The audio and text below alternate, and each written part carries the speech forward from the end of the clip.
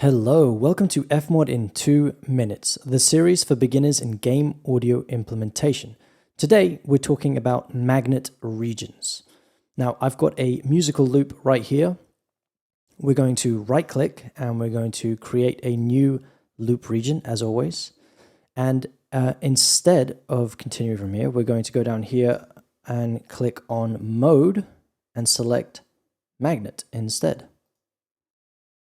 And now we have a red magnet region. So in this video, we're going to be talking about what it is and how it compares to other things. For instance, like a transition region.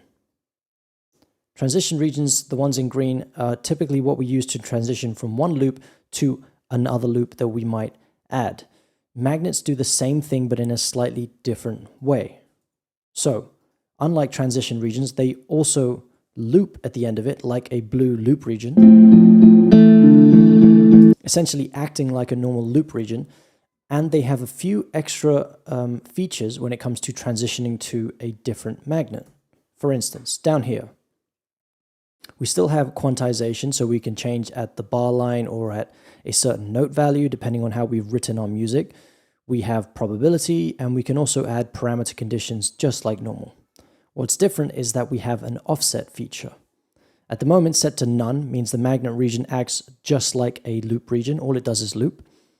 But we can change it to relative or inverted. Now, we're going to get into what these do in the following video with a musical example, but essentially they give you extra options when it comes to transitioning from this region to another one.